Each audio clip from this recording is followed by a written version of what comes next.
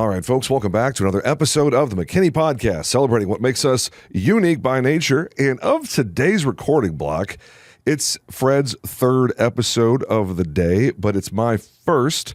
So let me just take a moment and thank my partner in crime, my co-host. But today, he's just the host. There's no co about it. He's, I shouldn't say today. But it's today's we recorded. It is today. That's right. But for the last two episodes, you haven't heard a peep from me because, unfortunately, as calendar and fate would have it, work called, and we had some very huge things that needed urgent attention. So for the first time in McKinney Podcast history, I bailed on Fred 2 episodes in a row. It's kind of what happens when you batch record things a month at a time. So, that's right.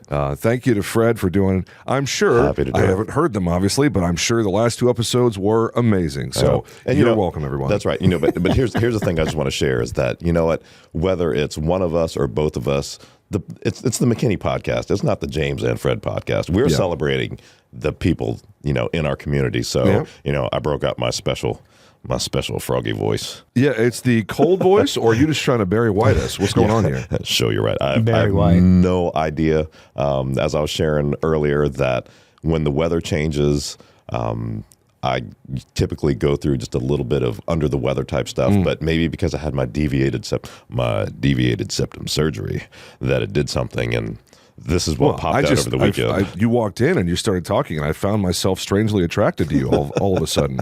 So I don't know what's going on, Fred. Fred is suddenly more handsome than normal today. That's right. And, I tell you, I have used this to my advantage at home. I say the things to Elizabeth that bring goosebumps like, no, honey, I'll do the dishes. Dude, seriously, man, the frequency of your voice today is crazy low. Yes, so I don't know what to do with this thing. Okay. So. Well, I tell you what we should do today is introduce our guest.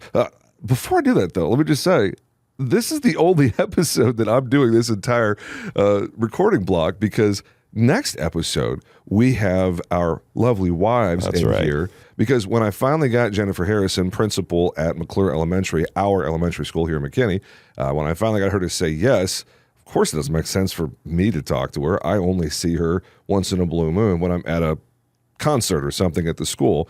It was like, Allison, you and Elizabeth need to interview the principal. It makes a lot more sense for y'all to do it. You have a lot more interaction with her than I do. So you have 3 episodes today. I have only 1, because next hour you and I are both not going to be sitting in these seats. That's right. But it's not a contest. No, it's not a contest. I mean, this is the second time Elizabeth and Allison have done a recording. The last one was with May Lee, and wow, that was powerful. Let me tell you. Brad has been very patient. He's just sitting over there with a smile on his face. I've got it pulled up here. Sorry. You were kind enough to do a little bio, and let me see here. Well, you asked me to, and you said I couldn't appear unless I did, so. I do like to threaten people occasionally. Yes. So. I like being threatened. I don't think you like being threatened. You're kind of a scary person. I don't know if I would want to threaten you. So let me go ahead and give Brad the introduction that he deserves. Brad is a retired federal agent, as in, don't threaten Brad. He's a retired federal agent and former Dallas police officer with over 30 years of service. He transitioned into mergers and acquisitions through a church neighbor who opened up an M&A firm, and the future was bright. Fast forward almost 4 years, and Brad created Bravo Kilo Advisors, that's BK for those of you not of a military persuasion, with much success. Brad's purpose, besides having a servant heart for the Lord, is to continue, I can't read today, continue the legacy for his clients who are business owners, either in the process of growing their company or selling their company. Not just Bravo Kilo Advisors, but he is also an excellent human being and an ambassador. Ambassador with the Chamber? Not anymore? Okay. Now, he is on the committee for links at the McKinney Chamber of Commerce. He is Mr. Brad Kaufman. Thanks for joining us, Brad. Absolutely. Good place to be on a Thursday afternoon, right? That's right. Amen. Or whenever it's a Thursday when we're recording, but it'll drop on a Monday. That's all right. That's all right. But it doesn't matter. Oh. It's probably sometime in early January when this drops. So 2025 is off to a great start. Brad Kaufman, you have had an exceptional career up to this point. It was a very interesting pivot into business consulting after law enforcement. I didn't hear military in there in your resume. Did you serve, or did you just have the attitude of someone who served? I was an Air Force brat. My father was a Vietnam Air Force fighter pilot. So 20 years of he and my mom, and graduated college, and Dallas PD was hired, and the rest is history. Yeah.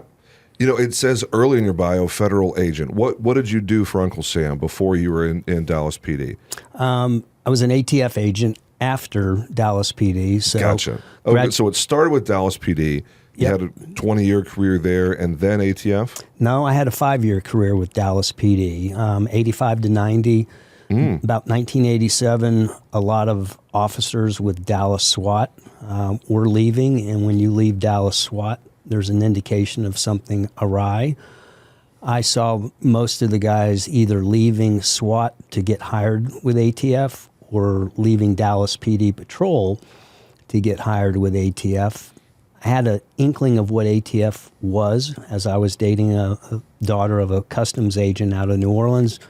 So I had a little bit of information, knowledge to what ATF did. I liked the fact that they wore street clothes, didn't wear a coat and tie, mixed in with other narcs, if you will, or plainclothes guys, and they drove cool cars, Suburbans, Tahoes, cars that fit in and not marked and not blazing with lights.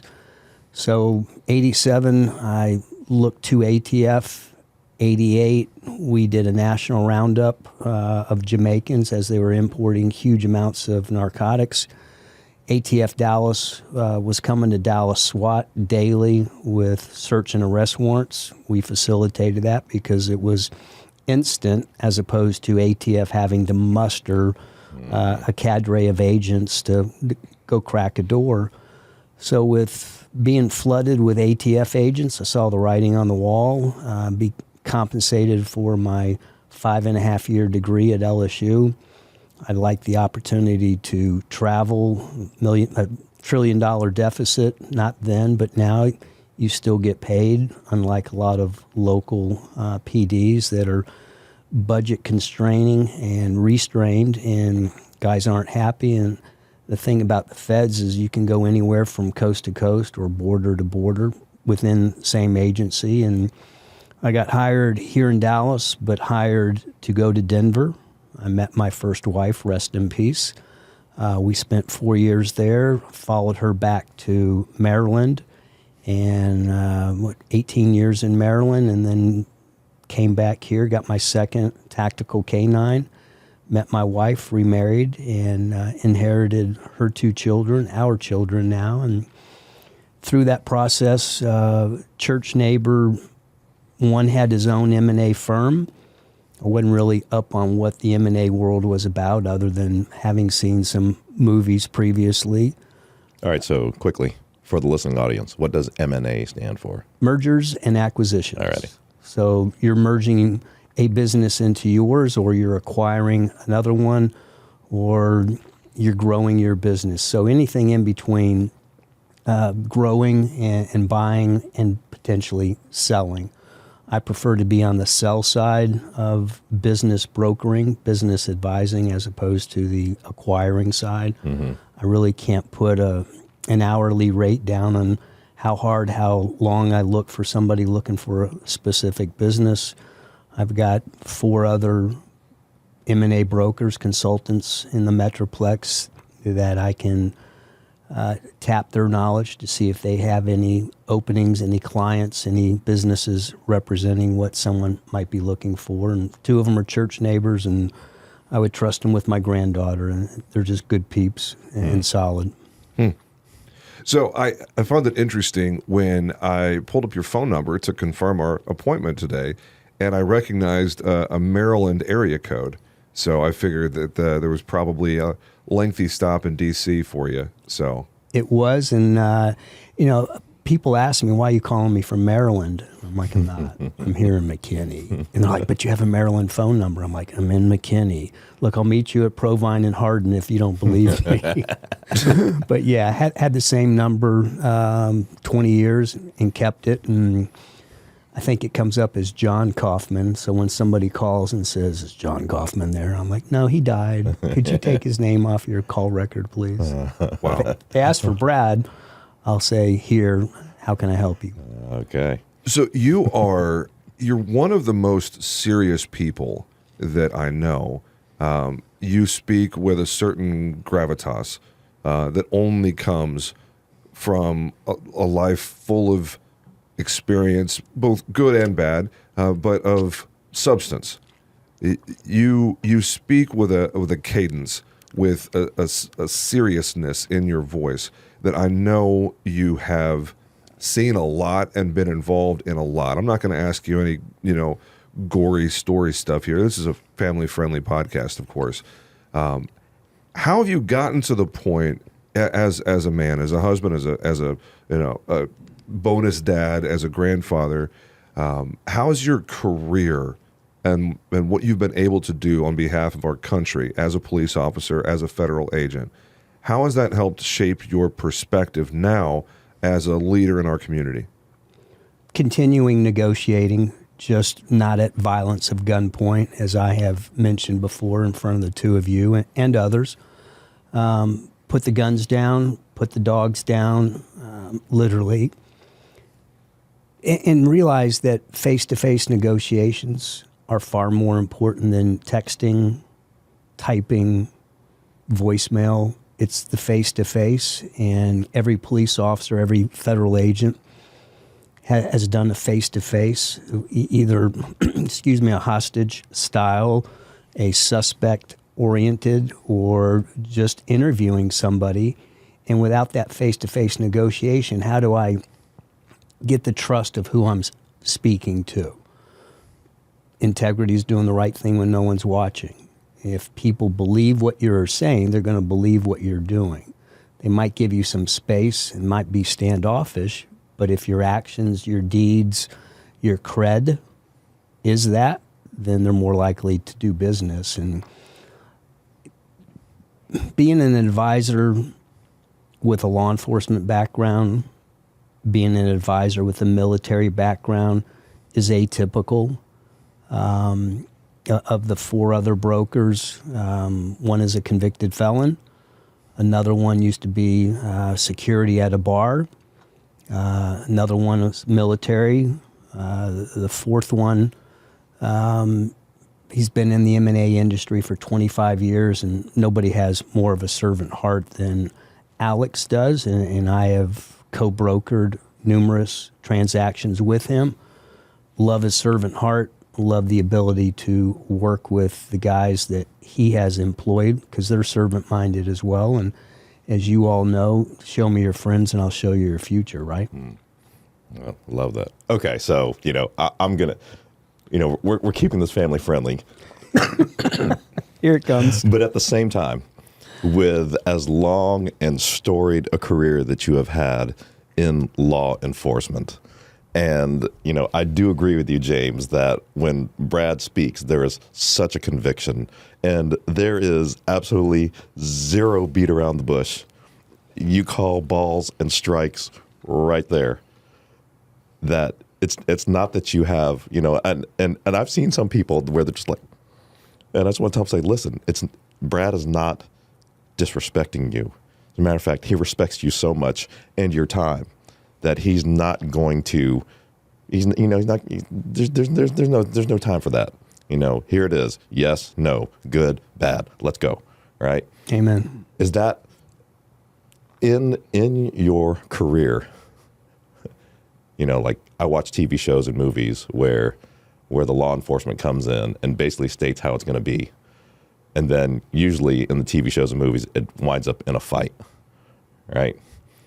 Where's the question here, Fred? This is the longest lead-in. This is the longest lead-in of any podcast question ever. I gotta go. That's right. Time's up. Well, sorry, Fred. We ran out of time. In your day-to-day, do you ever find that you're at that standoff point where it's like, I'm telling you, this is what needs to happen, and the other person is not receiving? Now we're back then. Because now I don't feel like Brad doesn't strike me as the fisticuffs, brass knuckles kind of guy now, but I bet you 20 years ago, Brad certainly was. Well, up until 8 years ago, I was. Only 8 years ago. Yeah.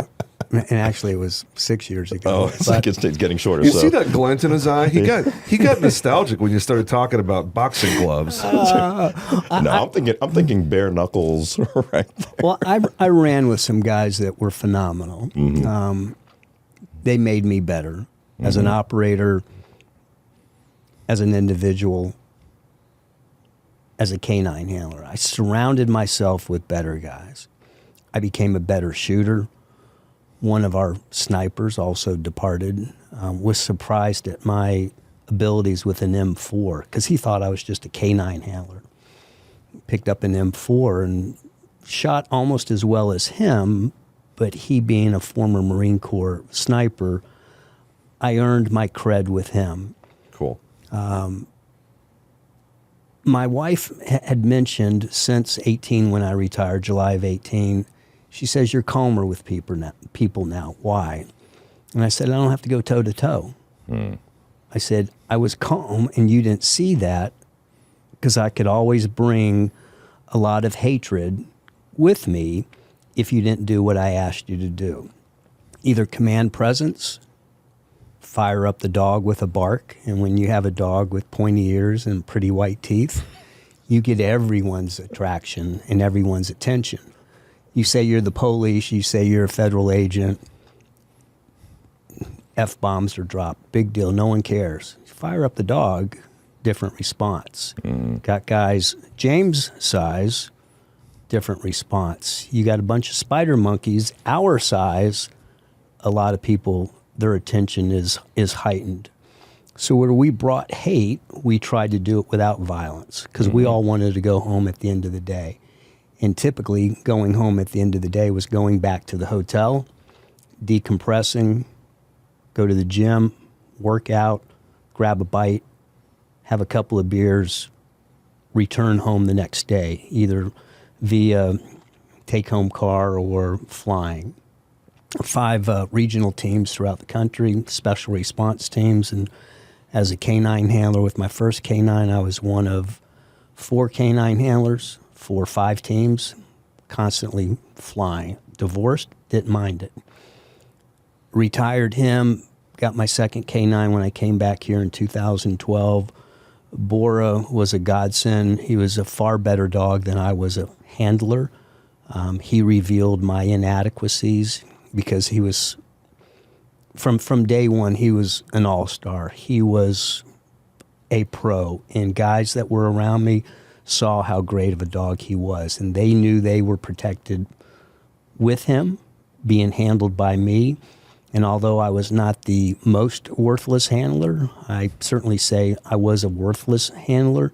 There are SEALs that will say the same thing. There are CAG and there are other federal agents that will say they're worthless handlers as well because their dogs were far better and their teammates were even better. So where I've put down the boxing gloves, the brass knuckles, the toe-to-toe, I convey that as you all hear on Wednesday mornings because what's so important to me with business owners, not just in the chamber, but those that can tell a story, hey, if you want to rectify your business, if you want to grow your business, I've come to tears with some business owners in links because of where they're at, and I can't help them. How come no one ever told me this before? Yeah. And it's sad. It is really sad because they are legacy builders. I want to increase that legacy building. I want them to leverage it. My wife will tell you, I don't care if I get paid. I don't need to be paid. I have a retirement from the federal government. I'm in the top 1% of my retirement because I invested well. And much like other people that have put the guns down, put the violence down, it's highly critical for me, for business owners, to parlay that legacy to their business partners, their spouses, or the new owner. And when I can't do it because of inadequacies, inabilities, a lack of funds with my clients, I can mention names that I won't because of confidentiality reasons, but it would put you in tears. amongst who we know from the chamber. And it just saddens me and it sickens me because I want to help them. And short of robbing a bank, which I think would be pretty fun. Our audience is going to chime in on that one. Yeah, the FBI will be knocking on my door. Hey, the bank was robbed. Well, this isn't going to post till January, right, James? Yeah. So you got a window. That's right. If you're going to rob a bank, do it in the next 3 or 4 weeks. And that's behavior not condoned by, endorsed by. And this is McKinney where the disclaimer plays. That's right. Robbing banks is not endorsed by the McKinney Podcast or its affiliates. Yes, I do not like violence. This is not the prettiest face. It's been in enough skirmishes.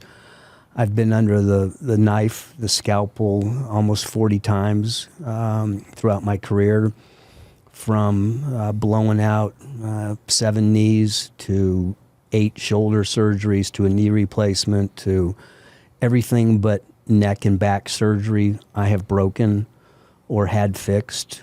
And I operated injured many times, unlike some of my teammates that took off and did not operate, which really saddened me even more because we were full-time operators for ATF Special Response Team, and they're sitting back. Now, the same thing happened with me my last 2 years. I blew my shoulder out on a fast roping exercise down in San Marcos, and did not report it because I wanted to finish strong, but unfortunately the shoulder didn't come back. So where someone may say, hey, I sat back my last 2 years, I was very active, maybe just not 100%. And that's all I ask that anyone gives. Give as much as you can and put all your heart into it. And whether it's this business or M&A advisory or riding a bike or photography, as you and I have shared, or running this business, James, just put your heart into it and you'll seek and reap the benefits that you so desire. And clearly, God wants for us. That's right. So when I contemplate your career up to M&A work, for those that aren't familiar with what ATF does, alcohol, tobacco, firearms, with you being in a QRF kind of situation, a quick response force, I think that's the correct terminology, right? Special response team. Response team. Okay. Sorry, I've got military stuff in my head. That's all right. Yeah. QRF's good, and you probably watched The Lioness to hear QRF. I just heard it from my dad. You need to watch The Lioness. Both of you do, unless you already are. I've watched it, and season 2 is disappointing. Is it? Yeah. Oh, thanks. I hadn't watched it way yet. to go, Fred.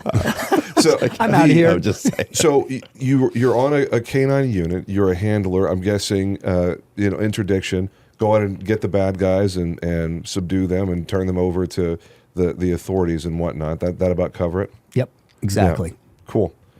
Rappelling out of the helicopter with the canine. How much do the dogs hate jumping out of a helicopter?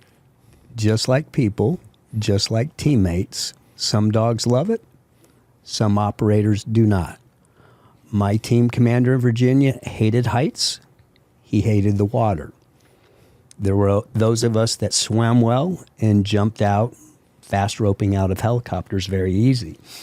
My canine, my second canine, would crawl to the edge of a Huey or a Blackhawk and put his paws and his nails wanting to get out before I did, which is a good sign because you want to load up the FRD, the fast rope descender buckle system, so that you can slide down the rope with friction. And until your canine loads it up and that friction point is made, you're willy-nilly. Yeah. There are dogs that don't like the whirl of the helicopter. There are dogs that don't like other dogs. But our dog, my dog, he was oblivious to everything.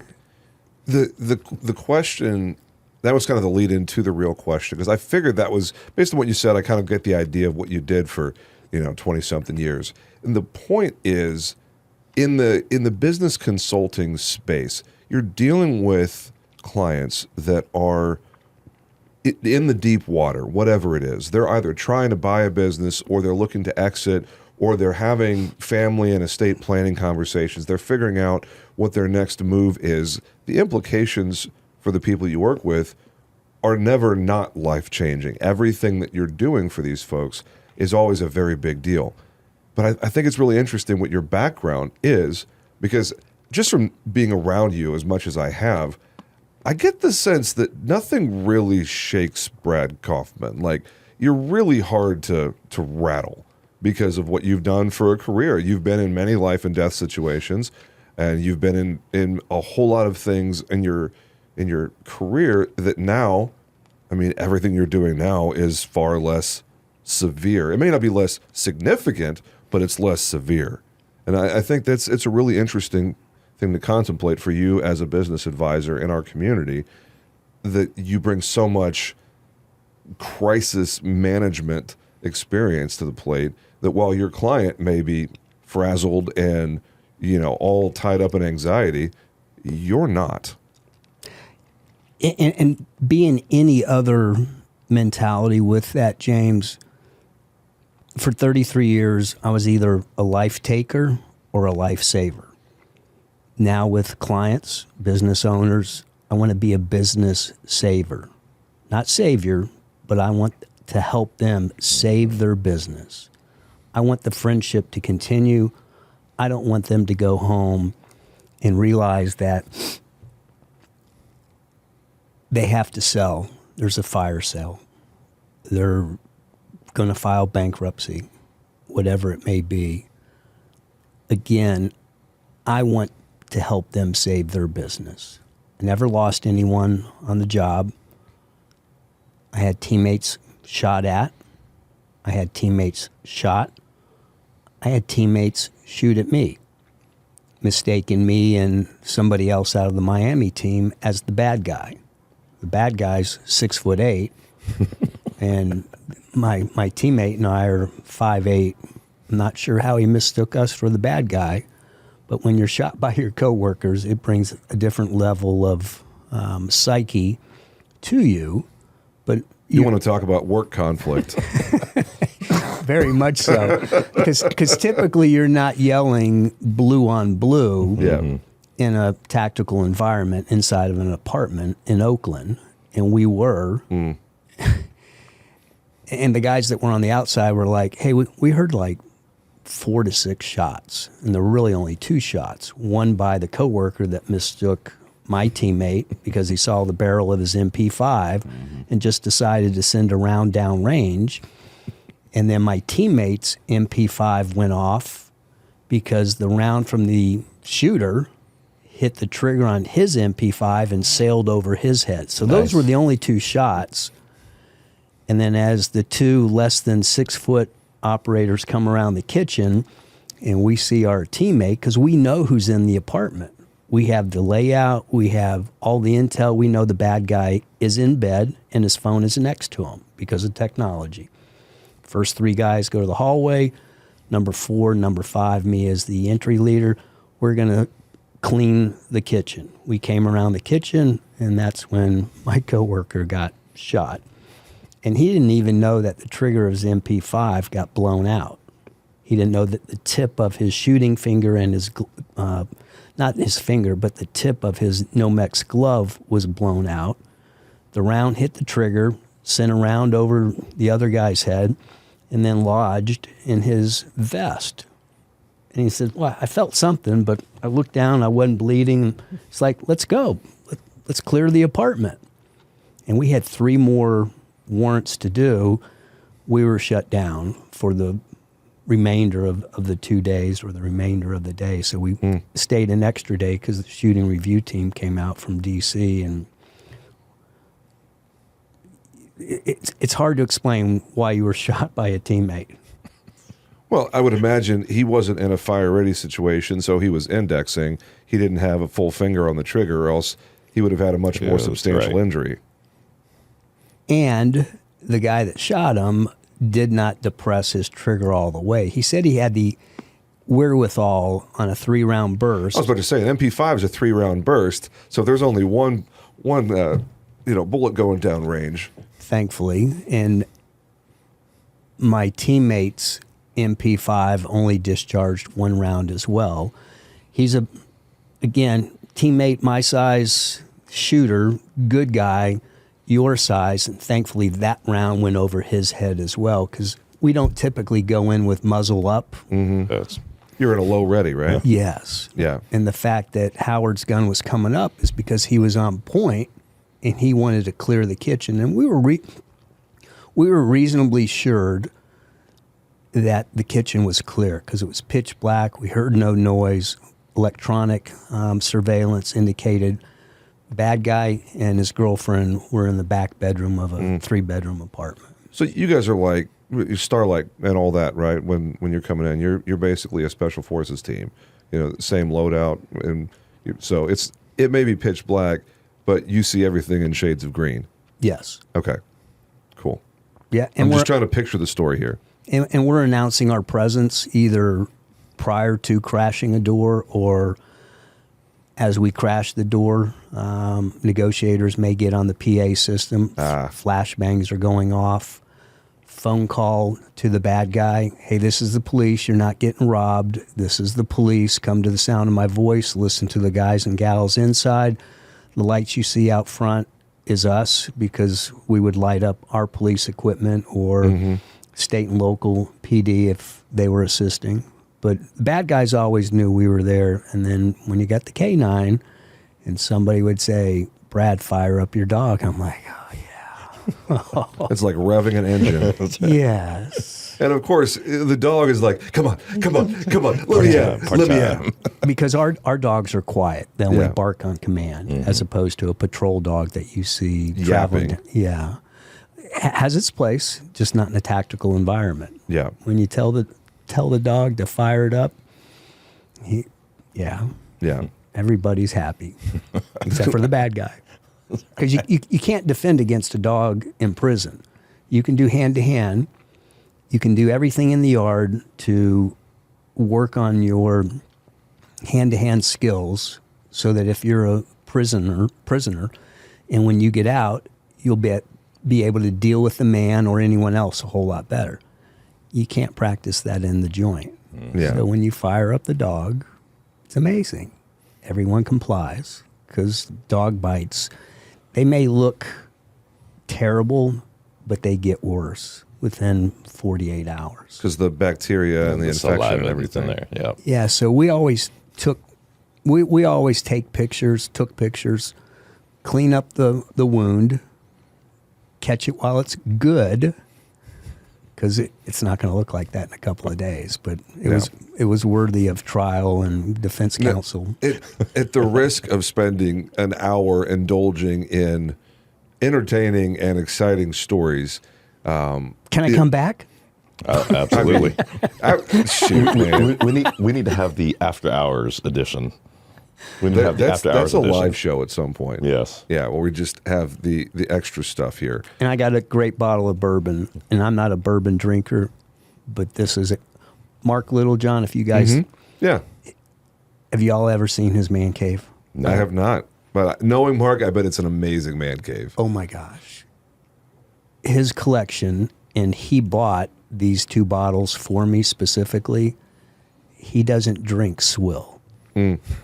He is not a snob. He is a historian of bourbon. And when he bought these for me, I paid him back. My buddies were like, you don't drink this. Why do you have it? I'm like, because you like it, right? Where's the swill? I'm like, that'd be like me giving you guys a PBR if you came over. Well, now I'm just curious what these bottles are. I am also a bourbon guy. There you go. So, yeah. So the after hours edition is now officially official. We need to have it at some point. That's right. And cigars? Cigars and bourbon while recording a podcast? I'm down. Or at least after. Fred knows our layout. I'm increased the deck out back, by the way. Excellent. It would be just on YouTube, because it doesn't need to go on the regular feed.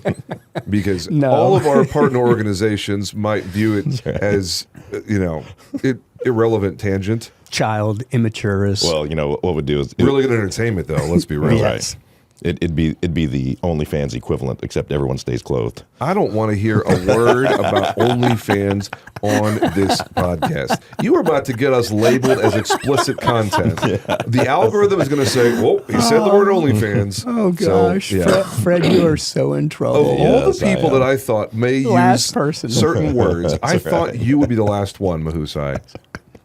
I'm telling you, man. But I've already confessed that I've seen the second season of Lioness, and first season was much better. Just going to put it out there. They always are. And he is a phenomenal producer and writer. Mm-hmm.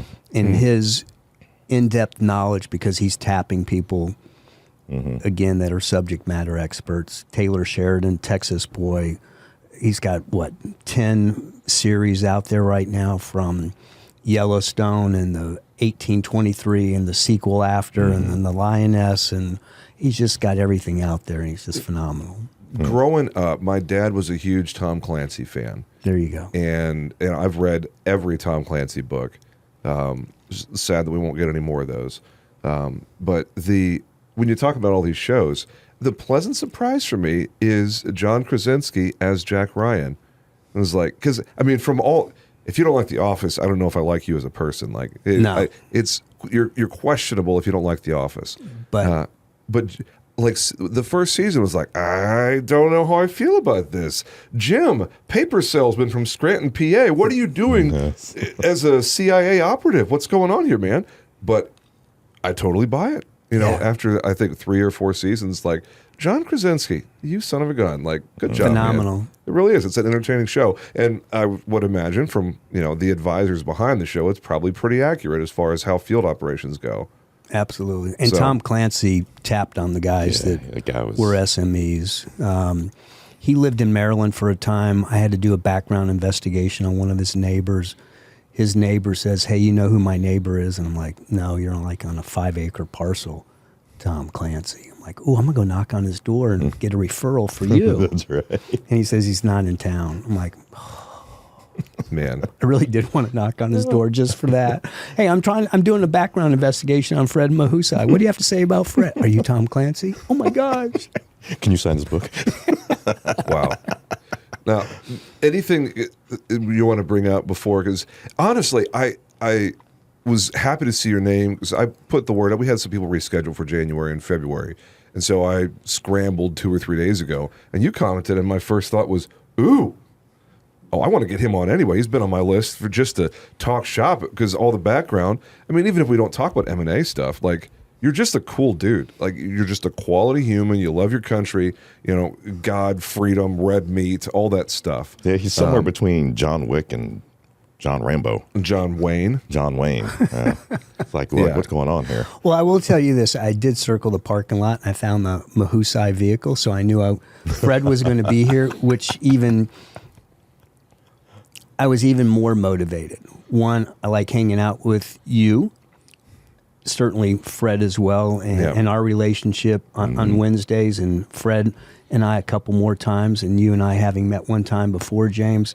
I'm surrounded by a couple of good dudes as well, so I appreciate the offer, the invite. I'm humbled to be before both of you, and I can't thank either one of you enough. The honor is all ours, and I just want to say that when Brad showed up on the scene, he does carry a presence with him, and one of those, definitely, you mentioned it, that integrity. You just bring integrity into the room, and I'll reiterate it, that you whoever's in front of you, they've got your full attention and your full respect. I've never seen you treat anyone any differently, whether they're a $1 person or $1 million person. You treat them all pricelessly. And I so appreciate that. Well, I got in a jam a couple years ago, 18 months, because I defended somebody in chamber because she was ridiculed by another member, a 60-year-old member, ridiculing a 20-year-old 2-time cancer survivor. Yep. I defended her. I'm sorry, I'm a sheepdog. That's just the nature of it. That's right. And I was ostracized for doing what I did. I didn't hold this person accountable. I didn't go spreading her name. I didn't go spreading rumors. I had nothing to say about her. As my father's mother, my Jewish grandmother, would say, if you don't have anything nice to say about anyone, don't say it. That's right. Life's too short. Yep. And what do you have to say? Talk about places, talk about things. Don't talk about people. Mm-hmm. But I was ostracized for doing what I did. I defended a young lady. You both know who she is, and you know the offender as well. That's right. Short of that, I will continue to do that. And as I said previously, and as you all know, I want business owners to thrive. Mm-hmm. Let the risk be accepted by you all in the insurance coverage, but let's make their business thrive so that it can be sold, they can sell it, they can walk away from it in a positive way. Mm-hmm. And that's their legacy. And too many business owners don't realize it, that if you create your business, you build your business to continue elsewhere without you. If you're not a solopreneur, or if you are, it's all about integrity. Because we know a lot of solopreneurs on Wednesday morning, but still, let me help you out. It's not going to cost you anything. My advice will not cost you anything. If you don't do it, it may cost you a lot. That's right. That's right. I love that. Okay, so I know that we are short on time, and we need to respect your hard stop time there. So, we've got a lightning round here. No right or wrong answer, just your preference. All right? So I'm going to modify it a little bit. Hammer fired or striker fired? So what our audience needs to know is that, obviously, Brad is a firearms, I would say, expert. He's already confessed to, his abilities, but, he's an enthusiast, a collector of sorts. Just ask the question, man. Yeah. You don't have to couch it. But people are going to say, what are they talking about? So if you don't know what hammer fired versus striker fired is, just hit up ChatGPT and Google and educate yourself. That's right. And you'll get 750 words describing it. That's right. Hammer fire. Hammer fired. Really? Okay. So he prefers the dog, though. That's right. Yes, pretty white teeth. Dog and fire. Not a smushed face like our 4 English bulldogs, because all they'll do is lick you to death. Well, the truth is your wife collects bulldogs and you collect firearms. Well, she collects tennis shoes and blue jeans, too. Okay, all right. Like our wives do. Yeah, I just seem to recall one discussion over coffee one day how she collected a dog and instantly you collected another firearm. That she knows It's called of. an exchange rate. That she knows of. The exchange rate is one dog to one firearm. That she knows of. So we definitely have to have an after-hours confessional. As a McKinney guy, local yokel or Rick's? Different environment. Oh, see, look at that. He split that one. If you're at the bar for scotch, local yokel. Their food is phenomenal. I know Matt. He used to be on our board. Good peeps. Ruthless, maybe not ruthless businessman, but certainly he knows. Shrewd. And I think you have to be. You have to be. You can't be complacent. Yeah, you really can't. Rick's, I will take my wife there. Well, we couldn't get in for her 60th birthday next week, so we're going elsewhere, but I much prefer Rick's for a sit down. Don't need the menu, don't need the wine list. We know what we like, and we order it every time. And when Rick rolls through, or the previous manager, who was an Air Force veteran, lived out in Denver the same time I did, he and I hit it off, and he's like, Brad, I've been waiting for you. I'm like, what'd I do? But yeah. Both are good food, good locations. Look at that. He split the difference. Okay, 9mm or 45? Or 40. Don't forget 40. Or 10. Or 10. Well, I carried a 45 as a backup, a 1911, and I went through 3 different calibers as a rookie police officer. 38 special duty, or city carry. My next field training officer told me to get rid of that pea shooter and get a 44. 5-inch 44. So still in the revolver world. Yes. 5-chambered Magnum revolver. Yes. Wrist breaker. 6-chamber. Oh, it was a 6. Yes. Wrist breaker. 5-inch. And I didn't realize that the 5-inch was worth a lot of money, because Smith & Wesson didn't make it for very long. It was either 4-inch or 6-inch. Next FTO said, get rid of that cannon, get something with some stopping power. And I'm like, okay, I didn't know anything about guns. 45 long Colt. So I went from 38 to 44 mag to a 45 long Colt, revolver, 6 rounds again, and just phenomenal. And then Dallas SWAT transitioned into autos. We had our choice between SIG, Glock, and Beretta. I'm like, I like the government model. And they're like, shut up, rookie. We're not carrying the government model. SIG, Glock, or Beretta. And I'm like, what do we do here? So I asked a couple of the old heads, and they're like, go with a Glock. Glock 19, right? 17 at the time. Okay. Today, Full size. that gun, new in the box, is worth $4,000. Wow. Really? Mine is Cerakoted. It's my wife's. It's Cerakoted in Tiffany blue camouflage. Oh my gosh. So when a buddy of mine who's a gun historian found that out, he wanted to rip my head off through the phone. I'm like, it's got 70,000 rounds through it. It's so loose, no one will work on it. So it rattles like a Beretta. Yes, but it is pretty because it's Tiffany blue camouflage. Wow. I'll have to bring it in sometime. But I didn't answer your question. So 9, 40, 45.